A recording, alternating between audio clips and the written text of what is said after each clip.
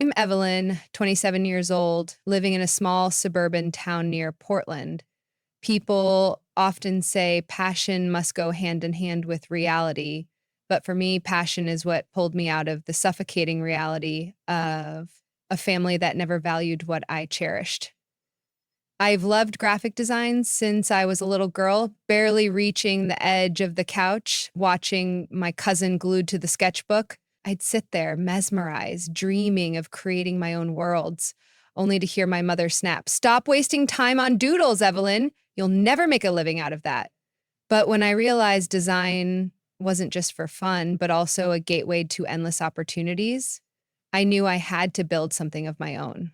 No one else would do it for me, especially not in this family.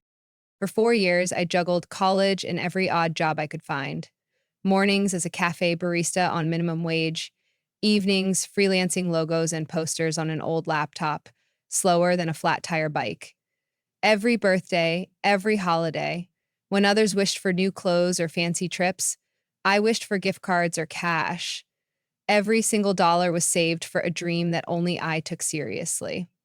Not everyone understood why I'd skip parties or luxury purchases just to get a high-end monitor. To me, it was the heart of my dream workstation, a custom-built rig that cost me $3,500, 0 cents, where every part was hand-picked, bargain-hunted, and assembled down to the smallest screw.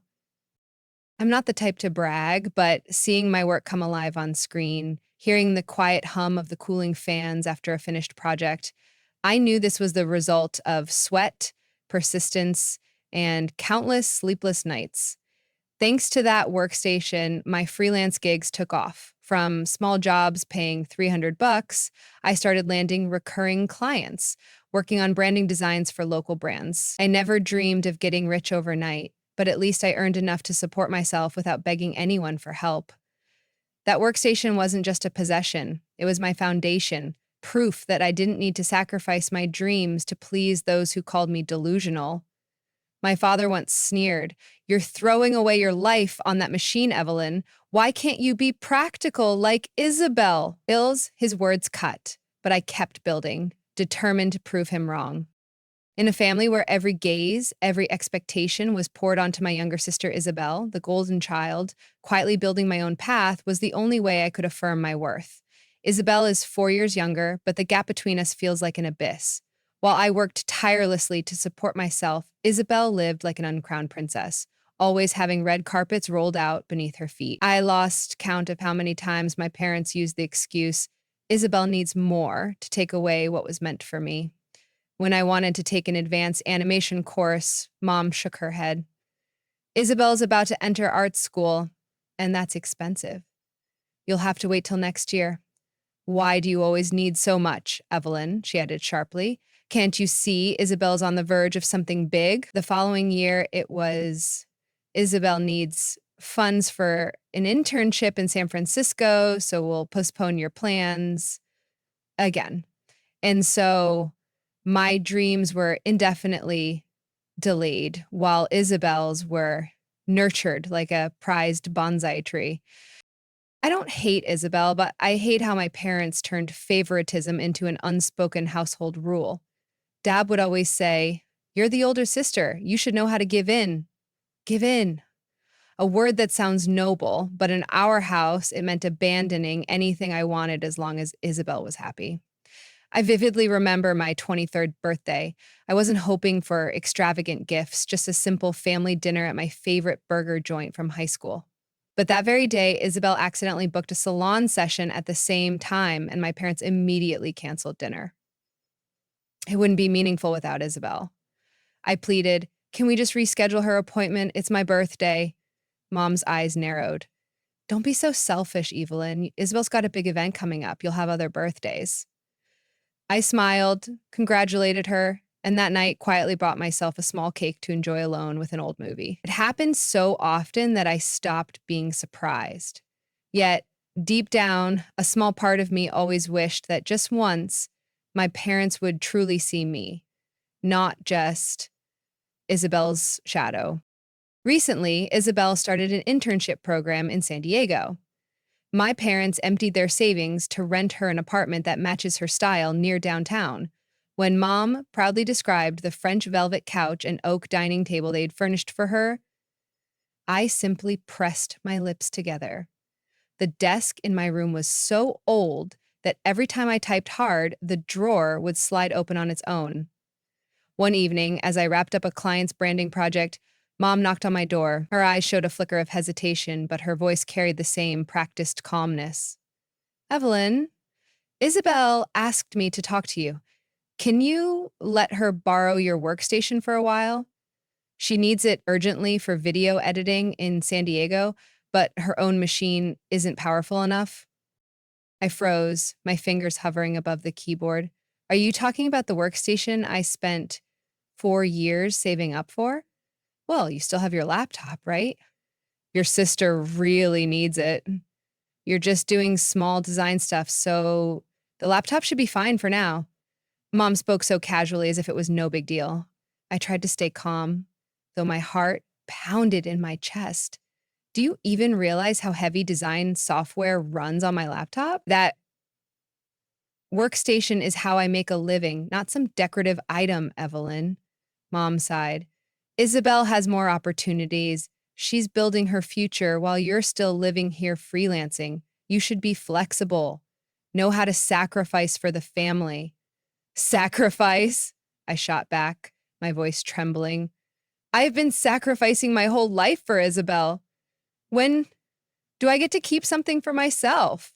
Mom's face hardened. Don't raise your voice at me, Evelyn. This is for the family, and you'll do your part. At that moment, I wanted to laugh out loud. Sacrifice for the family? Or sacrifice so Isabel could keep living in her fantasy where everything belonged to her? I said nothing more. But that night, I sat in front of my workstation for a long time, running my fingers along its edges, as if afraid that if I looked away for a second, it would be reclaimed for family needs. Isabel never asked me directly. She knew all she had to do was complain to our parents and they would handle it for her. That suffocating dynamic was what drained me the most. I came to a cold realization. To my parents, I was the spare tool.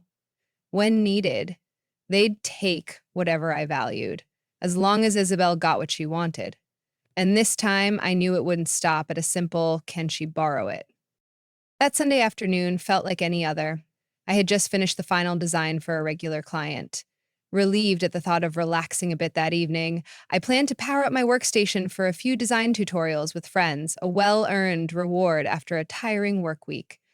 But when I walked into my room, I froze. The desk was empty. My beloved workstation, monitor, keyboard, even the ergonomic chair I had saved up for months. Gone. The silence was deafening. I stood motionless for a few seconds, my mind spinning through possibilities. Robbery, but the windows were shut, everything else in place, or was it my parents? My heart sank as I rushed downstairs. There they were, sitting at the dining table, sipping tea, chatting as if nothing had happened. Mom raised her cup to her lips, glancing at me with that familiar indifference. Dad flipped through a home decor catalog, his face disturbingly calm. Where's my workstation? I asked, trying to keep my voice steady. Oh, we sold it, Mom said casually, like I'd asked about an old iron they gave to a neighbor. Couldn't believe my ears. Mom, say that again, sold what? Dad set the flyer down with a sigh. Isabel needed money urgently for her portfolio showcase. We discussed it as a family. That workstation was just sitting there for tutorials and small projects while Isabel is building her future. We had to prioritize what matters more. I stood frozen. Do you have any idea how long it took me to save up for that workstation? I worked from morning till midnight. Every single dollar went into building it. It's not a toy. It's my work tool, my real job. You're overreacting, Evelyn. Mom frowned. It's just a workstation. You still have your old laptop? You can manage for now. I clenched my fists, anger and hurt rising in my throat. Did you even ask me? Or is it that whenever Isabel frowns, the entire world must step aside? You stole from me, I shouted, my voice cracking. That's my life's work, and you just gave it away, Dad growled. We're family, Elin. Family means sacrificing for each other. You mean I have to sacrifice for Isabel? Yet Isabel never has to give up anything? I snapped, years of bottled up frustration finally breaking loose. Right then, the sound of heels echoed through the hallway.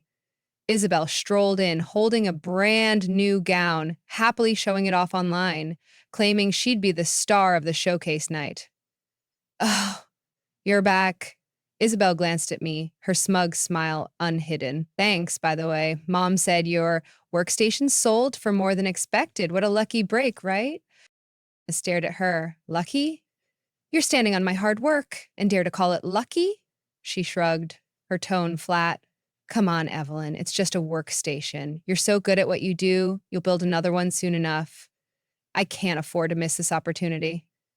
You didn't even have the guts to ask me yourself, I spat, my voice low and furious. You just let Mom and Dad do your dirty work, as always. Opportunity? I scoffed. So I'm supposed to throw away 4 years of savings just so you can look pretty on stage? Oh, Mom cut in, visibly annoyed. That's enough, Evelyn. Stop being selfish. You're the older sister. You should think about your sibling. Isabel's success is the family's pride. Why can't you understand something so simple? Pride? I laughed bitterly.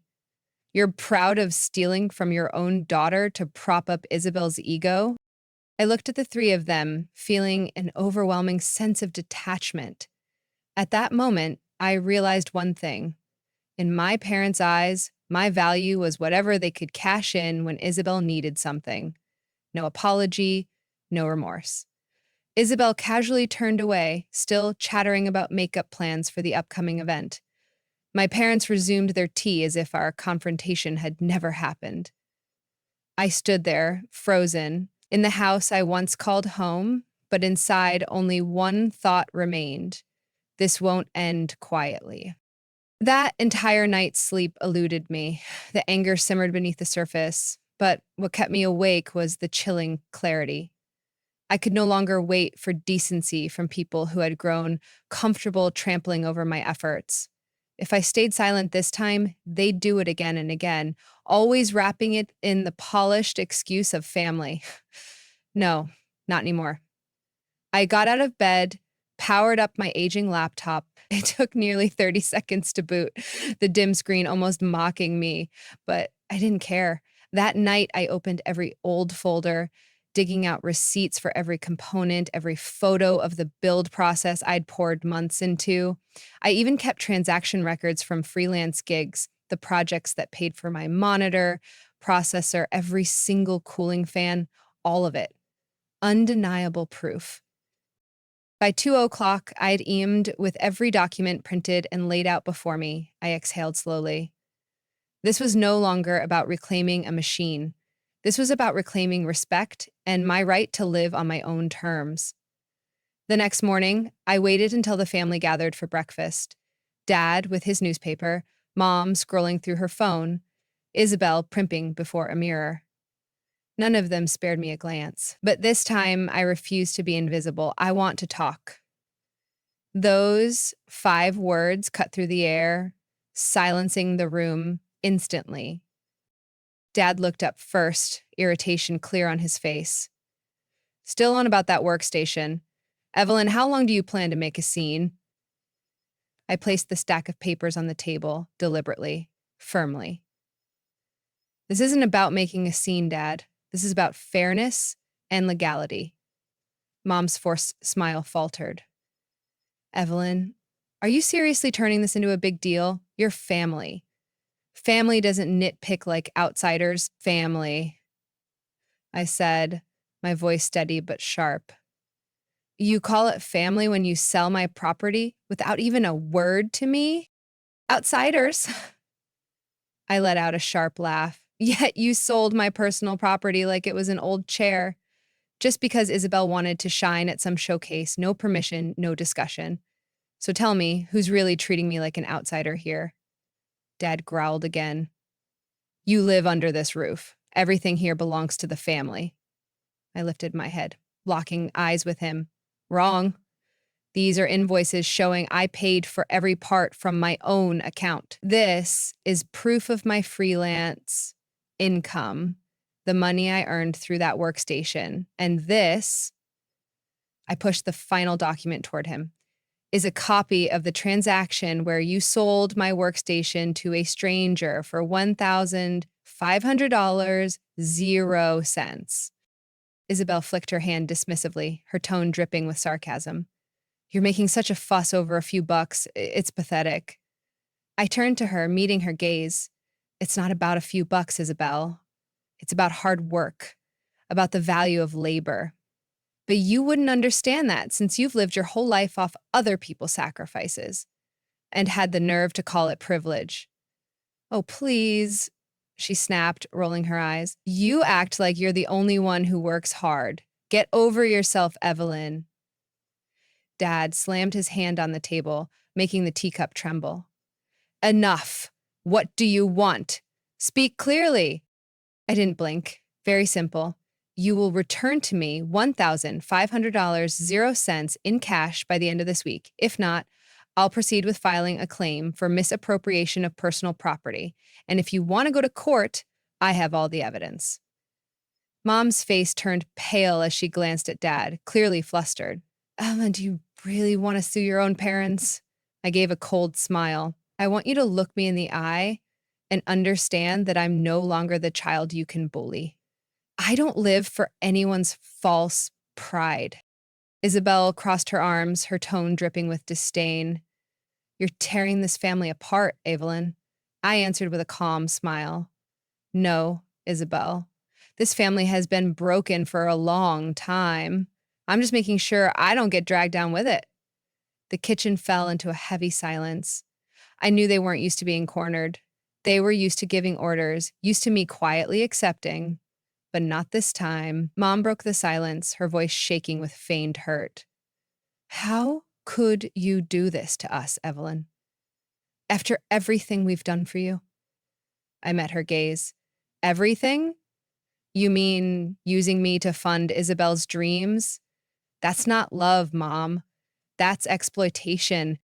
We'll pay, Dad said, his voice dropping as he swallowed his anger. But from now on, don't expect any help from this family. I looked him straight in the eye and replied firmly, I've never received any help from you. I stood up, gathered the stack of documents, and walked away from the table, feeling a little lighter. This was just the first step. But for the first time in years, I reclaimed my voice. I thought that after that confrontation, things would settle down, but I underestimated my parents' pride and stubbornness. For the next week, the air in the house was suffocatingly thick. Dad said nothing, but his heavy gaze followed me like I was both a traitor and a disgrace. Mom kept repeating, You've broken my heart, Evelyn, between long, exhausting sighs that filled the house with passive. As for Isabel, she was unfazed. She kept flaunting her new gown fittings and showcase prep on social media, along with her typical grateful for my supportive family captions. One evening, she cornered me in the hallway, smirking. You think you're so righteous, Evelyn. Everyone's laughing at you for making a big deal out of nothing. I stared her down. The only one laughing is you, Isabel, because you've never had to fight for anything. I could only laugh bitterly. Everything I worked for, every ounce of effort was now neatly packaged under the label of silent sacrifice, as if I should be proud of being exploited. I wasn't waiting for an apology anymore.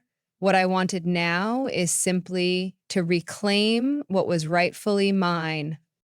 That Thursday afternoon when I got home, Mom called me over holding a thick envelope.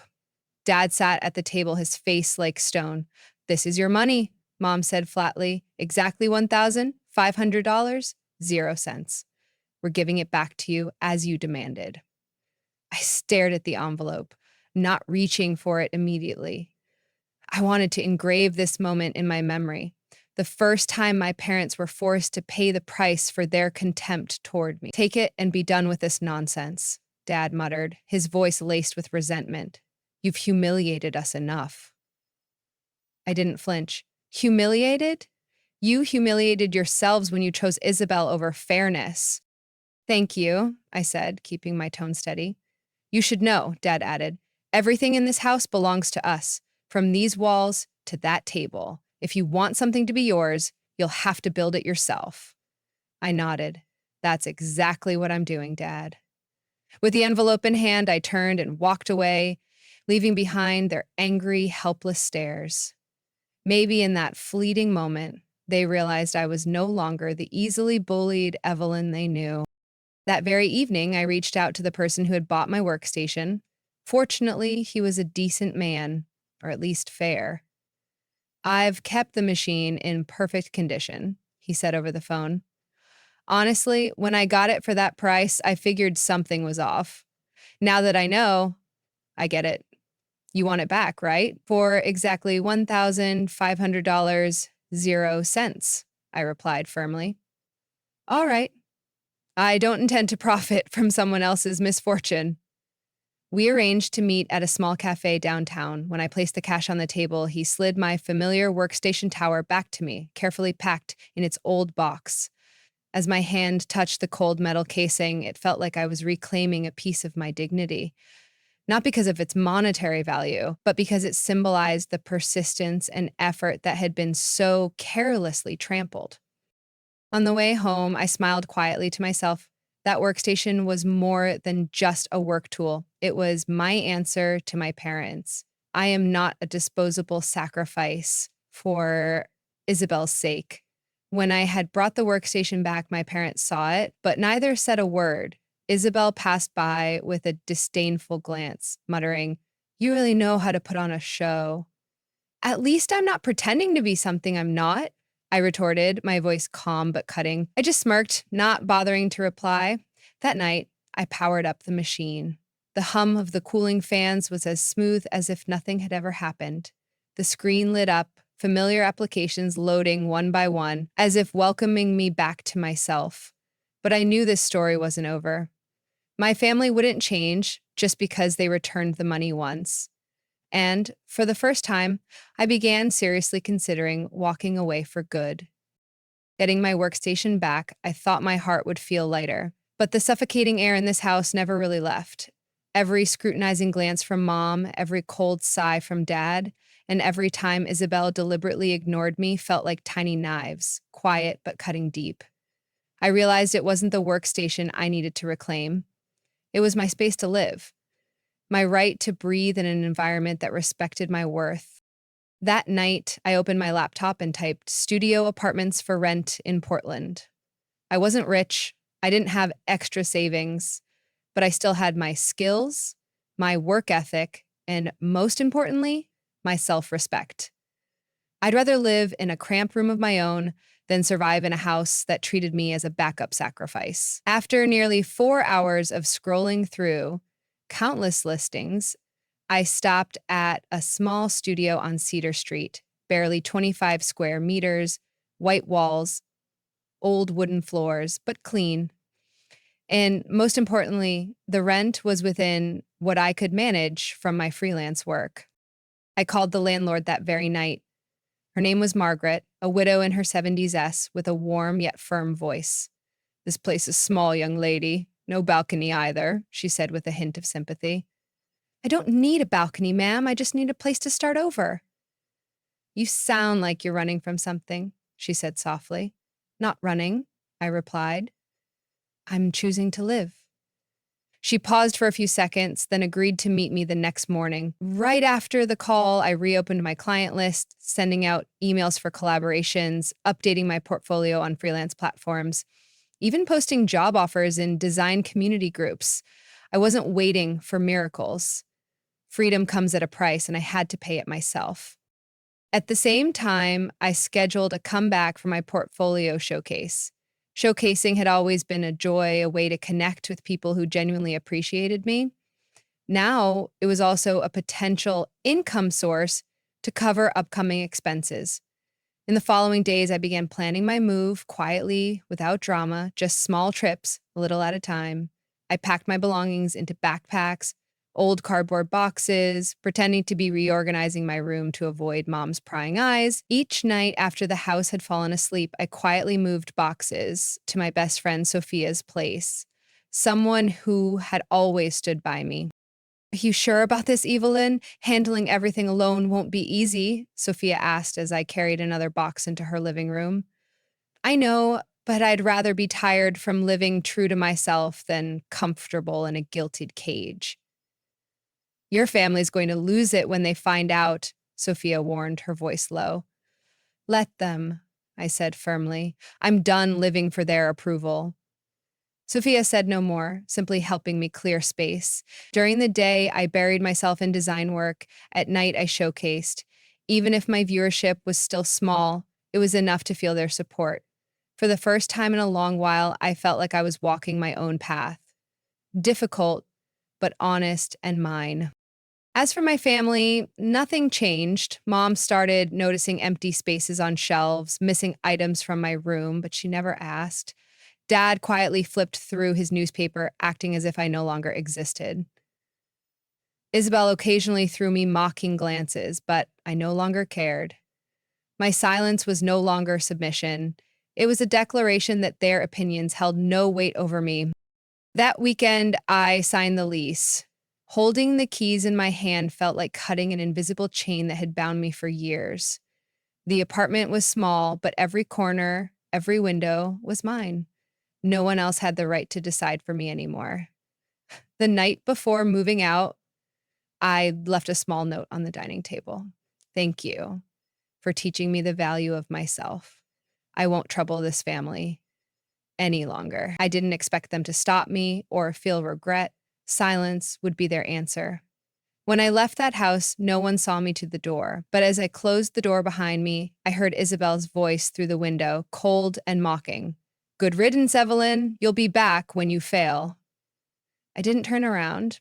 Her words only made my steps feel lighter.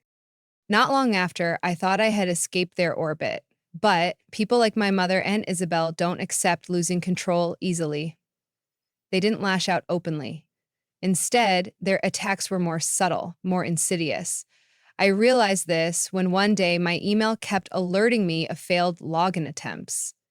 My freelance platform account was nearly locked due to continuous reset attempts.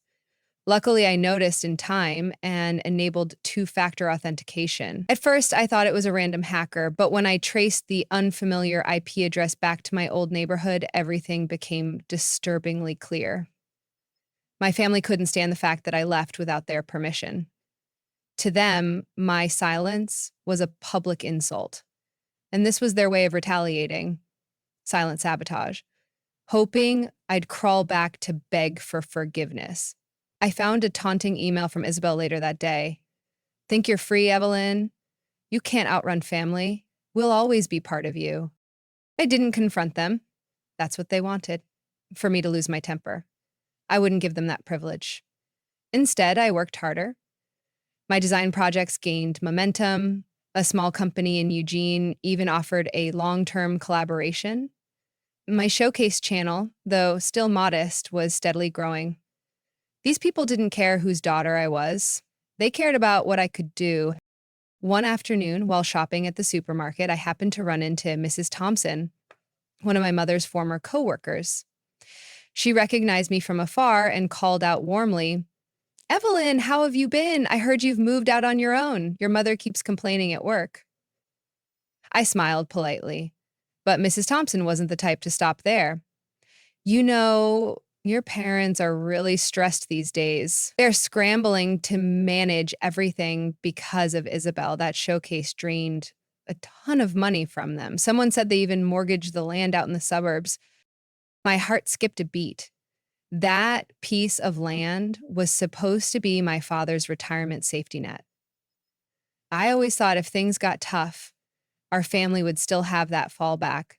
But in reality, it had been burned away on frivolous pursuits. And of course, no one told me. I'm just telling you so you understand, not to criticize. Your mother has always been so proud that Isabel has star potential, but shining is expensive, you know, Mrs. Thompson said with a wistful smile. And in the end, It's always the family who pays the price. They never mention you, Evelyn, she added, her voice softening. It's like you never existed to them. That sentence echoed in my mind all the way home. I didn't feel satisfied, just a cold confirmation. My parents would rather gamble their own future than admit they were wrong to belittle me. That night, I received a message from Isabel. Not her usual cheap sarcasm, but a screenshot, a maxed out credit card bill with a casual question attached. Can you give us a hand? After all, it's a family matter. The phrase, give us a hand, was so laughably condescending, as if I were some emergency ATM ready to dispense cash at their whim. Any reply. But this time, instead of silently enduring, I forwarded the bill straight into the family group chat, adding only one sentence. This is the consequence of indulging greed and pride. Don't expect me to pay for choices I was never given. That was it. No long explanations, no drawn-out scolding. The silence on their end lasted longer than I expected. For the entire next day, not a single message from Mom, Dad, or Isabel. They weren't used to me setting such clear boundaries. As for me, for the first time in years, I truly felt in control of the narrative. They could keep floundering in the whirlpool they created. I was no longer the one standing there waiting to be accepted. I knew that message would hit their egos like a slap. And I also knew they wouldn't stay quiet for long. 4 days later, my phone rang. Not Mom. Not Isabel. Dad. I let it ring until it stopped. A minute later, my screen flashed, 4 missed calls. Then came a flood of texts, each one more forceful than the last. What childish game are you playing? Family is a place to return to, not something to disrespect like this. If you still have any shred of decency, come back and fix your mistake. I sat still, watching each line appear with no intention of responding. What surprised me most was Isabel joining in. You think you're so special, huh? The world isn't going to roll out a red carpet for stubborn brats like you. You'll come crawling back eventually, you just don't see it yet. She followed up with a voice message, her tone venomous. You're nothing without us, Evelyn. Keep playing your little independent game, but you'll crash and burn. Clearly, they still didn't understand. It's not that I don't know how to bow my head, but this time I chose not to.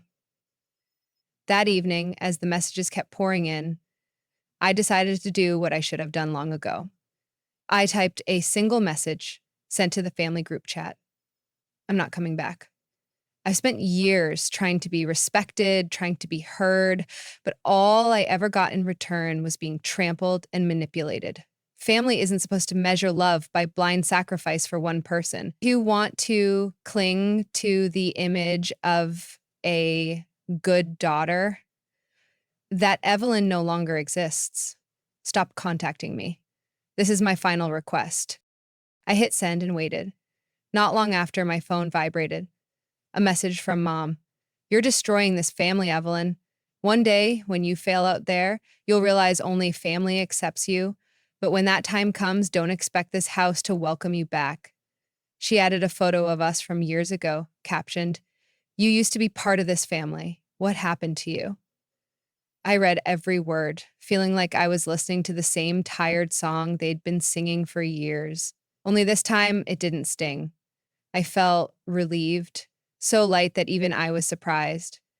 No more anger, no more hope to be understood, only a sense of peace. Knowing I had finally drawn a clear boundary, I opened my contacts. My finger tapped one by one on Mom, Dad, Isabel. 3 simple taps, but to me, it felt like 3 chains had just been cut. I sat quietly in my small apartment, soft light streaming through the window, casting gentle patterns on the old wooden floor. No noise, no tears, just the quiet peace of someone who had taken back control of her own life.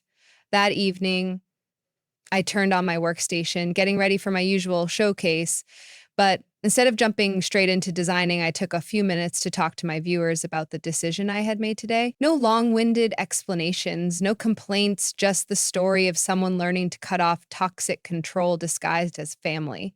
The response from my viewers surprised me. Words of encouragement, shared experiences from others flooded in, making me realize I wasn't alone in this quiet battle. For the first time, I felt a genuine connection, not through blood, but through empathy from people who understood. Love should never mean possession. When the showcase ended, I shut down the workstation and leaned back in my chair. And out there, my parents' and Isabel's lives would go on the same way, trapped in cycles of pride, illusion, and blind indulgence. But as for me, I had turned a new page, a chapter where I no longer lived to please anyone, no longer needed to prove my worth to those who refused to see it. I knew the road ahead wouldn't be easy, but at least now I had the right to choose my own path. I don't remember the exact moment I truly let go of my expectations for my family. It wasn't a big shock, not a final insult. It was a quiet process, so subtle that even I didn't notice I had stopped waiting. I only knew that one day, when the silence from my phone no longer made my chest tighten, I had truly stepped out of their shadow. And from that moment, I started living a different life. Not a new life, it had always been mine, but now I was allowed to claim it. My freelance work slowly found its rhythm. The first clients returned, bringing friends and colleagues. A small studio in Salem even offered me a long-term collaboration to design their new brand identity. My income wasn't stable yet, but every dollar earned through my skills and effort felt more rewarding than any allowance I had ever received. At the same time, my showcase unexpectedly caught the attention of a small indie design community. I wasn't a famous designer, nor was I flashy or gimmicky, but my persistence, honesty, and willingness to share my failures drew people in. Someone messaged me privately, "Evelyn, watching your showcases makes me feel less alone. Thank you for daring to be real." Those simple words were worth more to me than every fake "we're proud of you" my family had ever said. Strangely, when I stopped craving recognition from my relatives, I started being respected more by complete strangers. I poured my time and heart into projects interspersed with regular showcases. The small studio apartment slowly transformed into my creative space. Every corner reflected the real Evelyn, modest, intentional, but filled with hard work. Some nights in the quiet, I'd ask myself, I used to think happiness meant having a family who acknowledged me, but maybe peace comes from walking away from the wrong expectation. A simple truth that took me 27 years to accept. I was never truly alone. I had just mistaken being related for being on my side. A month after moving out, I received an invitation to speak at a content creation workshop for young female designers. The invitation came from Lila Bennett, a veteran designer who had overcome a toxic family background just like me. She said she had been following my channel and wanted me to share my story, not about family drama, but about the journey of rebuilding oneself from zero. I hesitated. Standing in front of people, talking about myself and old wounds was never easy. But then I realized this wasn't Evelyn's sad story anymore. It was a real experience, proof that we can build a good life without sacrificing our self-respect. Your story could change someone's life, Lila told me over the phone. You're not just a designer, Evelyn. You're a survivor. At the workshop, I stood on a small stage. The spotlight wasn't blinding, but the eyes of the young audience below shone with a strange brightness. I talked about my first workstation, the countless hours of work just to buy one component. And the moment I realized I didn't need to prove my worth to people who had already chosen to deny it, I didn't sugarcoat anything. I didn't paint myself as a victim. I simply said slowly that everyone has the right to define their own limits. When I finished, the room applauded, not loudly, but sincerely. Lila walked up, took my hand, and whispered, I know. When you sent that message, I'm not coming back. It felt like you were pulling all the air out of your lungs. But you see, now you're breathing deeper than ever. I smiled. And it was true. They were no longer the center of my universe. Now, every day, I wake up, I know exactly what I'm living for, who I'm working for, not to please someone else's inflated ego, but to stay true to my own values. No more expectation, only choices. And I chose myself.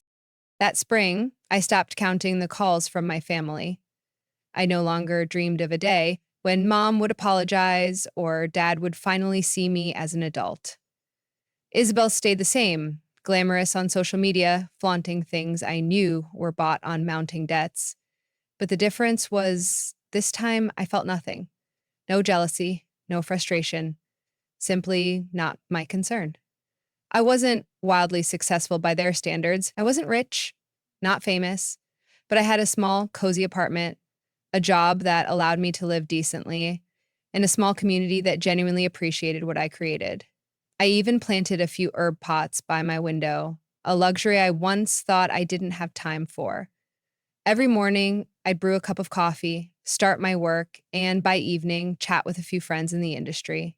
A simple life, but for the first time, I truly felt what peace meant. One day, while cleaning out old emails, I stumbled upon the very first message I had ever sent to a freelance client, filled with hesitation, lacking confidence, meticulously overdone to the point of being almost naive. I laughed. That version of Evelyn could never have imagined living this kind of free life. And in that moment, I realized I had never been discarded by my family. They simply never knew how to love me the right way. But it was me all these years who had handed over my own value to them. Walking away, cutting ties.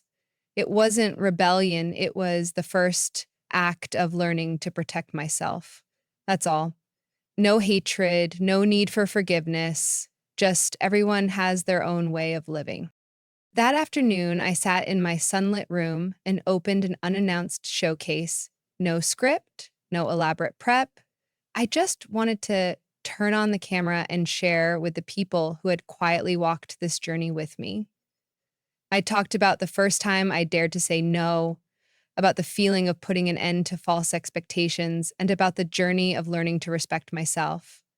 No applause, no roaring cheers, but the comments poured in. You made me feel braver. Thank you for not sugarcoating the pain, but simply living honestly. That's right, freedom isn't the absence of hurt, but no longer letting it control you. I smiled. Turns out the most precious thing I gained from all those struggles wasn't recognition, wasn't victory. It was the feeling of living a life that is truly mine, calm, fulfilling, and free. Evelyn's story isn't a family tragedy. It's the journey of someone brave enough to escape the spiral of imposed expectations. Amidst all the for the family pressures, Evelyn chose to protect her own worth, to live true to her passion and real abilities. In real life, many people are still trapped in that invisible cage, but the story reminds us freedom isn't rebellion. It's when we dare to set boundaries and walk our own path. Her courage to stand up to betrayal and reclaim her life has inspired countless viewers who see her as a beacon of resilience. What do you think of Evelyn's choice? Is walking away from a toxic family selfish, or is it a way to protect yourself? Have you ever had to set boundaries to reclaim your own worth? Leave your thoughts in the comments below, and don't forget to follow the channel for more meaningful stories about family and self-discovery.